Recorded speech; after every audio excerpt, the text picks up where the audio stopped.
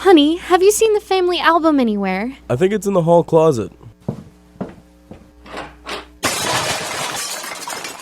It's not in there. Try the attic then.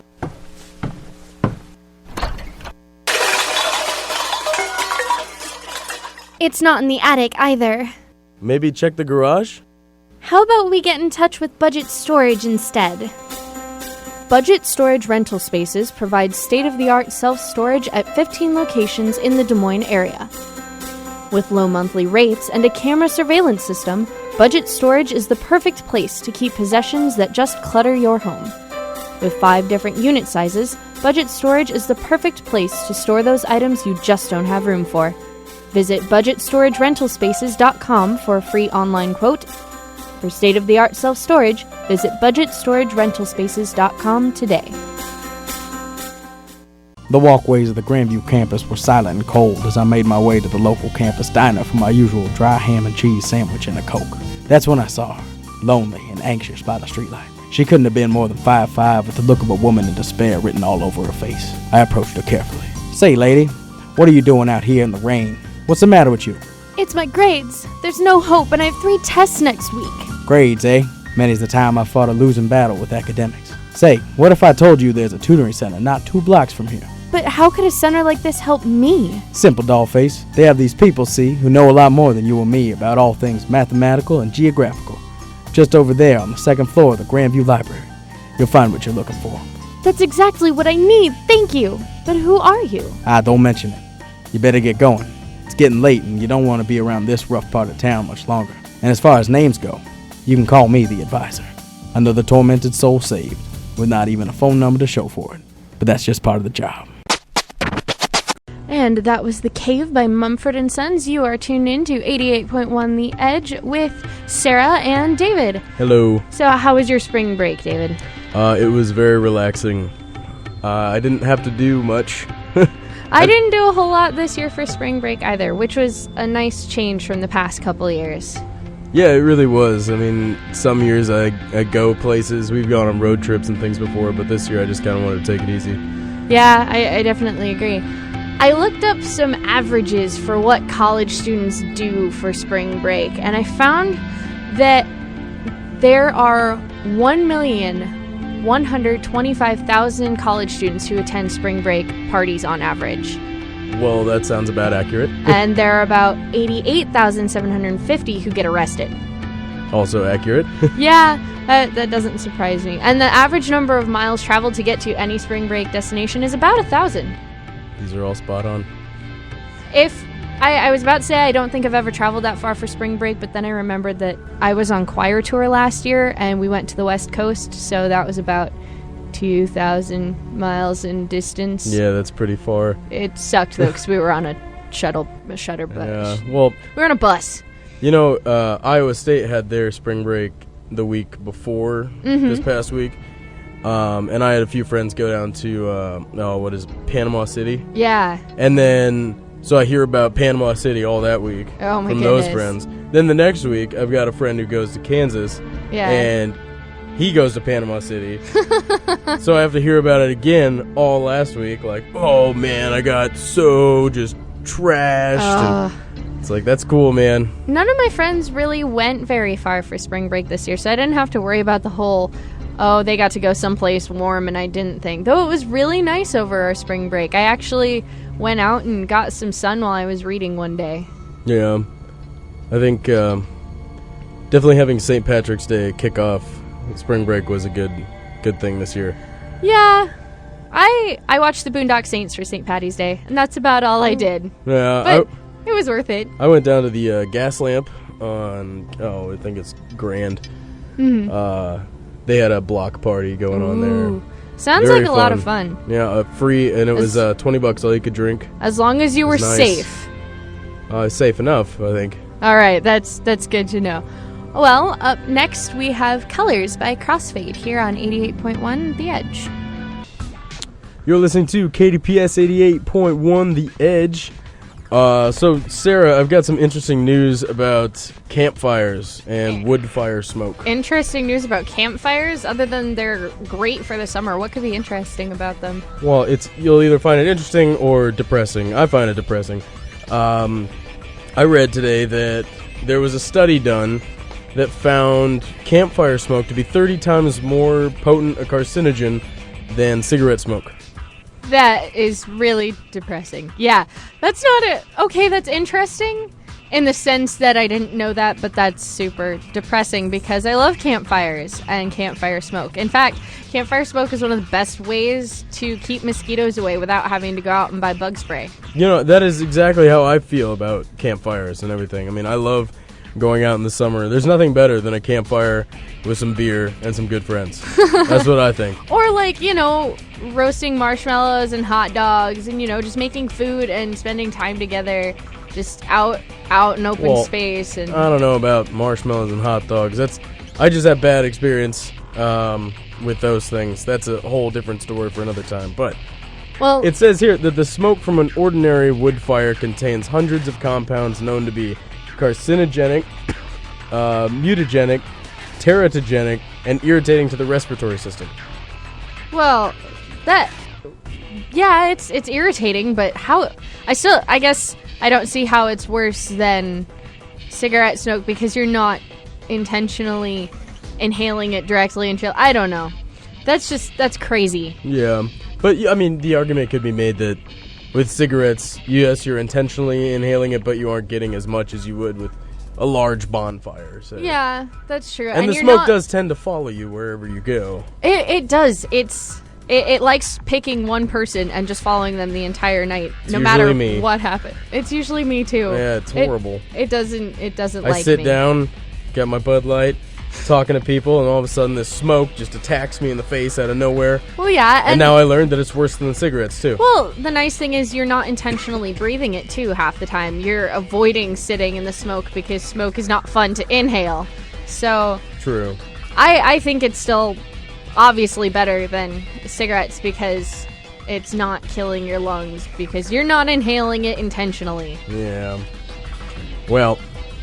Agree to disagree. I mean, I still love campfires. I'm still going to do it. This study doesn't mean I'm going to stop having campfires. And it's just going to make me think about every single time there's smoke in my face going, oh, great, this is worse than a cigarette. Mm-hmm. Well, next up we have The Crow and the Butterfly by Shinedown. And that was Mr. Brightside by The Killers here on 88.1 The Edge. You are still tuned in with Sarah and David. So, tomorrow night's free movie night. Are you going to go? I have not made up my mind yet. I'm going to go just because one of my friends wants to see John Carter, and I loved that movie, so I'm going to go see it again. Well, that's good. No, but speaking of movies, like last night I watched WALL-E. I love WALL-E. It's a great movie. It's so cute. But... there are times when I like to have the movie pretty loud, just to hear what's going on. I mean, not really in WALL-E because there's not much talking. Yeah. But other times when I'm watching, like, the other night I watched Die Hard. Oh, good movie. Love Die Hard. Yeah. That's a great movie. Bruce Willis is Alan Rickman. But, so I had it pretty loud. And it's one of the parts where John McClane's, like, talking into the radio down to the cops on the ground and stuff, so it's pretty quiet. Mm-hmm. And then all of a sudden, boom, big explosion and like gunfire and everything, and I'm all like, woo, yeah. But my roommate didn't appreciate it very much. He walks in and he's like, oh, are you deaf? Like, what's wrong with you? And it's like, dude, it's not my fault, okay? I had it loud so I could hear the whispering parts. Yeah. How was I supposed to know that there was explosions and gunfire, even though I probably did know it was coming because up? I've seen it like 20 times. Anyway. 20,000 times. Yeah. No, I definitely have been in that situation before. Like, I love watching movies that have lots of action going on, but there's always that one scene where the main characters are whispering because they don't want to get caught or something, and then it goes back to being loud. And yeah, so you crank it up to like 60. I've got yelled at a lot. And then there's this big like gasoline explosion, cars flipping. I found that subtitles help. And your ears start bleeding. I don't mind subtitles, but I don't prefer them, so I only turn them on for whisper parts, and then I usually shut them back off. See, I mean, I like subtitles and I hate subtitles because I like them because then I know what's going on without having to have it all turned up. Yeah. But I hate them because then I end up just reading the subtitles instead of watching the movie. Yeah, it works. It works for a movie you've seen a lot, so you know what's going on, and it doesn't work for movies you've never seen. And it's just like, directors, why do you have to put the loudest scene in this movie right after the softest scene in this movie? It makes no sense, and it's not helping me. Supposed to catch you off guard. Yeah, I can. And if you're watching an action movie, you have to know it's coming. Well, yeah, eventually, because like Die Hard, there's always explosions and gunfire in Die Hard. I haven't watched Die Hard in forever. I'm gonna have to go do that now. Great movie, great Christmas movie. If you're looking for a Christmas movie, you watch Die Hard. Don't watch any about like Santa or family togetherness. Go and watch Die Hard. It's about family togetherness, okay? Not in the traditional sense, but I'll agree with you on that one. Throw that out the window. All I know is when John Carter comes out on DVD, that's going to be another one I have to put up subtitles for because there are spots where it's loud and spots where it's not loud, and it's giving me the same problem that way too many other movies are. Right. All right, well, up next we have The Good Life by 3 Days Grace here on 88.1 The Edge. You're listening to KDPS 88.1 The Edge. So I don't know if there are any young musicians out there listening, but I found this video on YouTube that was pretty disturbing, I'd say. Disturbing for young musicians? Well, yeah, because this kid is just trying to make one of those videos of himself playing guitar. Oh, okay. And his mom comes in while he's filming this video, like within the first few seconds, and then just starts berating him. And she says this. What may I ask in what way is your life contributing to society as you sit here day after day after day in this dark room stringing along on that stupid guitar? To me, it's a worthless life. I don't know how you're growing or becoming a human being, and this is your life. Wow. Yeah, those are just some of the words, but the video is about 3 minutes long. It's called "What Music Worth According to My Mom." He left out a word, but we'll give him the benefit of the doubt here. That's awful. I mean, what kind of example is that setting for your child if you're going to just completely tear down something that they find as, a release for them or like something that they're even good at? Yeah, I mean, parents should be supportive of their children in anything that they do. They should. That's shocking. And when she's in the video, she's saying like you're wasting your life and you're doing nothing productive. He's making music. Yeah, that's like saying every artist out there who's ever made music has wasted their life, and you look at all these bands that are famous and making tons of money.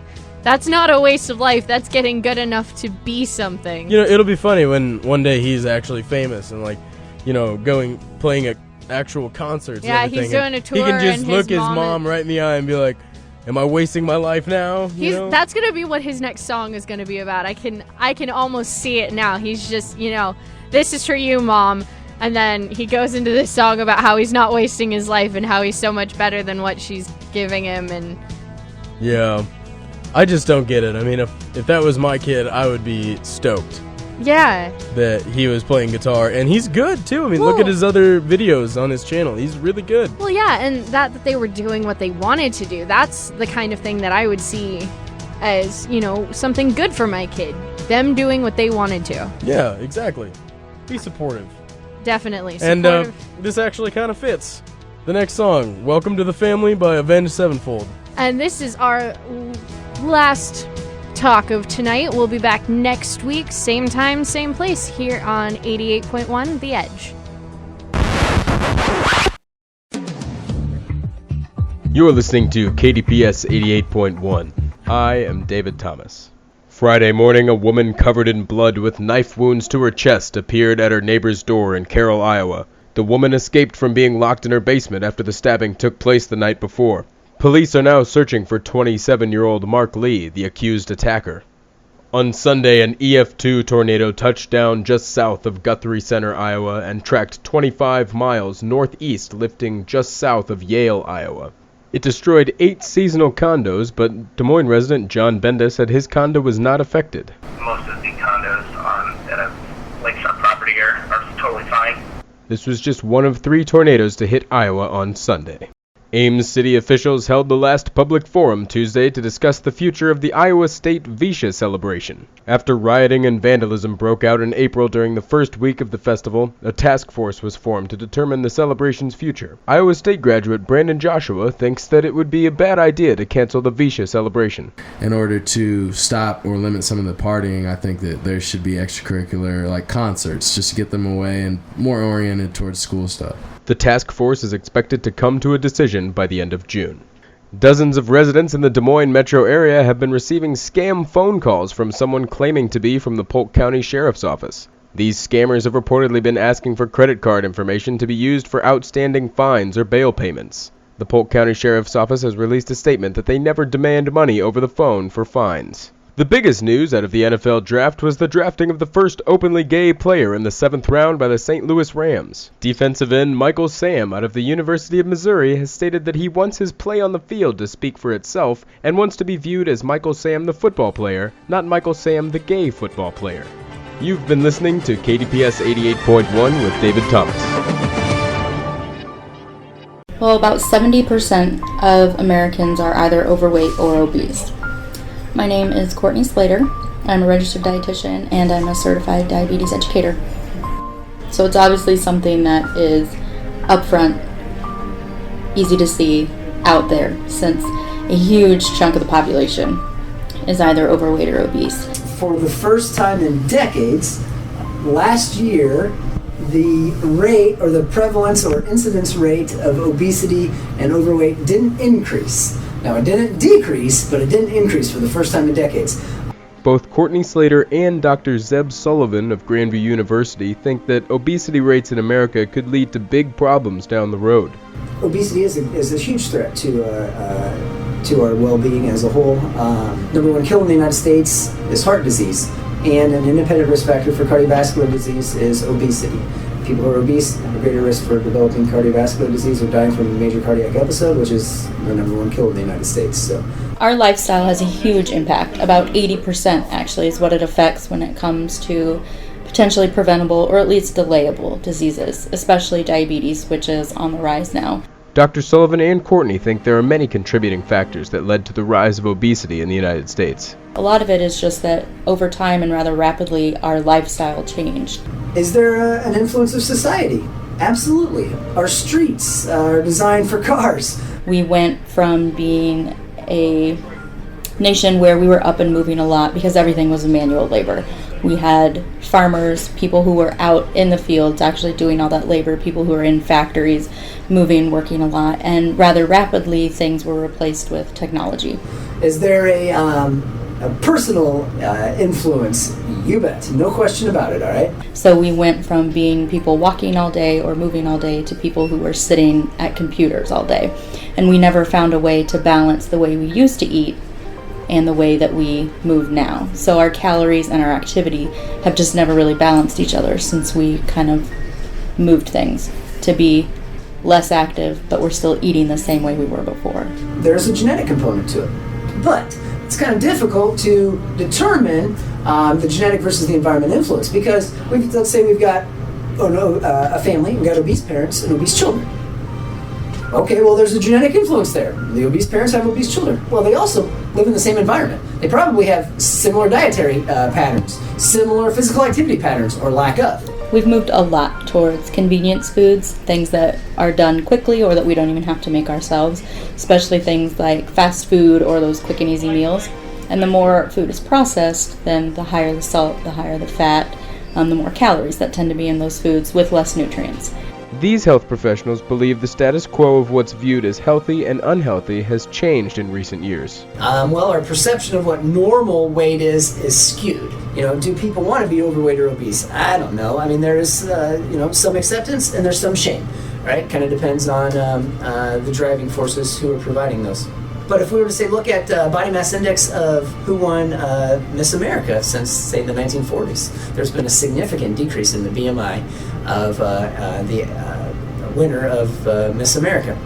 We do have a disconnect between sometimes what the media show us to be beauty, an attainable body image, what we see on the newsstands versus what real life is. Somewhere probably in between is probably the healthy choice. A lot of people have just accepted that this is the way their life is. Their life is very busy. They need things that are quick and easy, and because we haven't come up with a healthier solution for them, something that is healthy but also quick and easy, they haven't made that move yet to go from convenience foods towards some more nutritious foods. The question now is, what can be done about America's growing problem? One small, easy change is, I would say, cutting out the sugary drinks. Things like regular soda, juices, things that really aren't offering any nutrients for your body other than calories. Go for a walk. So let's say we've got this middle-aged, sedentary person who's morbidly obese. I think they're probably going to suffer from something called social physique anxiety. They go to a gym and they feel like everyone's judging them. They're going to feel threatened. They're going to feel anxious. They're not going to feel comfortable running on a treadmill between two fit people. So maybe they don't need to be there. They're not going to like that experience. Hey, just go for a walk. Walk your dog. Walk with your kids. Move your body some. Edge 88.1, you were listening to the Dave and Jake's Fantasy Take. What? And this is the fantasy segment. Now, I want to get into a couple key things here. Backups, bye weeks, and trade deadlines. Trade deadlines for fantasy football players is actually coming up pretty soon. I know it usually in each league, it probably starts around October 31st. Between November, no later than a couple weeks into November. So you definitely want to be aware of your trade deadlines and try to get whatever trades that are needed before you can. Also, you got your backups. Now, these are going to be needed because the horrendous, Dave, I'm telling you, the nightmare for all fantasy players. Bye weeks 8 and 9 are on their way. And I'm talking about this and it's week 7. I'm probably a little late on this, but bye weeks 8 and 9 both have 7 teams for each week out. 14 teams within 2 weeks of your player. That's your top drafted players probably going to be out. You got to know what backups to go with. The only types of players that I even consider dropping if they have a bye week just to pick up a replacement are defenses and kickers. One rule of thumb is you don't keep 2 kickers on your roster ever, because they're just it's hard to predict when kickers are going to get any sort of points. So you try to get the best kickers available and everything, and when they're on their bye week, the only kicker that's the exception this year would be Matt Prater from the Broncos. He's just been getting ridiculous, gaudy numbers because of their offense. But otherwise, like a wide receiver, say, has a bye week, and he's been productive for me lately, I'll stash him on the bench for that week, pick someone off waivers, or put in one of my backups. Definitely. That's what I'm coming to realize, that with bye week 8 and 9, there might be a couple matchups where you have a couple players and the people who aren't exactly sure what to do. I'm the type of person that actually, I'm either going to prepare ahead of time and get ready for week 8 and 9. I'd be searching now. That's the best thing you can do. Find your replacement, find your backup. Definitely start doing research now. So we're going to get back to the music here. Stay tuned. We're talking injury report on Dave and Jake's Fantasy Take, Edge 88.1. Edge 88.1. It's time for Stardom, Sit-em. Oh, one of the best parts of the show. Top of my list, wide receiver for the San Diego Chargers, Keenan Allen. Yeah, Keenan Allen, definitely. He has earned a starting spot. This guy's a rookie, but he has got speed to burn and great hands. Definitely. Your first question should be, who's this guy? Yeah, your first question should be, I mean, who's Keenan Allen? Through the first 5 weeks, he actually had no numbers.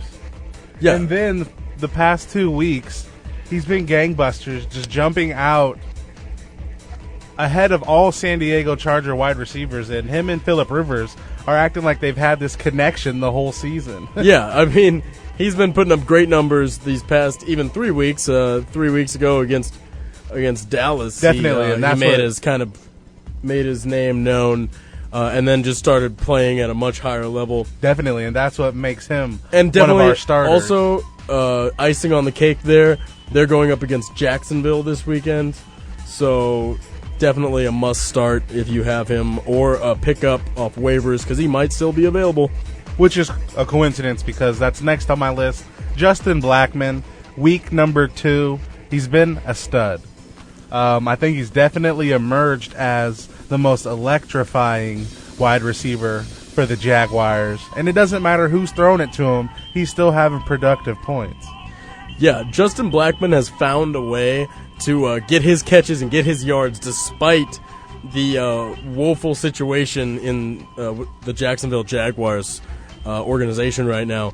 Coming off of his 4-game suspension, he put up a monster game, or at least what we thought was a monster game, only to follow that up this past weekend against Denver with a 14-grab, 190-yard game worth a whopping 27 fantasy points. And it's awesome. I mean, it's what exactly everybody had in mind for garbage time. And, I mean, he did exactly that. And also with Cecil Shorts not starting the game due to, I've heard, fractured ribs, hurt shoulder, whichever that may be, Justin Blackman has emerged in perfect time. Now, next on my list, I'm saying start him and let's see where this could go. But if you have to, especially in deeper leagues, Jarrett Boykins, the wide receiver backup for Randall Cobb that went out Sunday. Now, it doesn't take much for Aaron Rodgers to turn a no-name into somebody. And I think this guy right here is the next runner-up for the wide receivers in Green Bay who has the best chance. Jarrett Boykins, he had his limited time in the game on Sunday, and Aaron Rodgers just fed him the ball continuously, just over and over. He had a big play over 40-plus yards, and then he also had a couple drops. But once they get on the right page, that's your best bet if you want to continue any success on the wide receivers for Green Bay. Now, for my sit-ems, I'm going out here on a branch, and I'm saying Aaron Rodgers once again. Maybe you got to sit him because Aaron Rodgers. His wide receiver, exactly, Dave. His wide receivers are falling apart on him. James Jones just hurt himself as well. We'll see what it is in Green Bay. Definitely. And we're going to get back to the music here on Edge 88.1. Up next, we got Fantasy Guru. Who knew who to start? Edge 88.1, you were listening to Dave and Jake's Fantasy Take. And before we take off, we want to talk about the Fantasy Guru / Fantasy Genius segment of How Did You Know to Play That Player? Now, on my list, I've got Nick Foles. He had an awesome game against the Nick Foles, the quarterback of the Philadelphia Eagles, who played against the Tampa Bay Buccaneers this weekend. Had a huge game. Absolutely. He put up 29 points in standard scoring leagues. That's coming pretty much off the bench. He's just stepping in for an injured Michael Vick, and he delivered for fantasy owners. Definitely starting a quarterback controversy for Philadelphia now because, I mean, you want to put your stock in Mike Vick, but if he's going to get injured or if he is injured and you got Foles who's getting the job done, what would you do? Would you put Mike Vick in or would you put Foles in? Because as Foles got his start, it was he's just Vick's replacement and Vick will be in immediately. Yeah, I think but now, Foles, after that, what was it, a 4-game touchdown? A 4-touchdown game? Yep. But I think Foles is the Philadelphia Eagles quarterback of the future moving forward. Maybe not this season just yet. We're still going to see what Michael Vick can do. He's still a large part of that offense, but he's the old guy. So Foles is the young guy. Definitely. If you put him in your lineup, you were a genius. Moving on. Cam Newton. Now, a lot of people have drafted him so high, and he's turning out to be zeros here, 10, then a couple more zeros. Just very unreliable. But he looked like the Cam Newton of old back his rookie year where he was just making plays all over the place, winning Rookie of the Year. I think he is definitely connecting with his wide receivers a lot better. Definitely. Him and Brandon LaFell are connecting, and LaFell is emerging now finally as wide receiver number 2. Yeah, so if you were lucky enough to put in Cam Newton after such a horrible game that he had last week, you're a fantasy guru. Next on the list, last but not least, Vernon Davis. Now, for consecutive weeks, I've played a couple teams that have had Vernon Davis on the bench, and I understood why. Because after the first game, he went into no man's land. But this week, he definitely redeemed himself having a monstrous game. What do you think about that game for Vernon Davis this week, Dave? Oh, Vernon Davis's game was one for the ages. I mean, 180 yards, 2 touchdowns, 30 points in standard scoring leagues. He looked like Jimmy Graham out there, and somehow Kaepernick came out of his slump.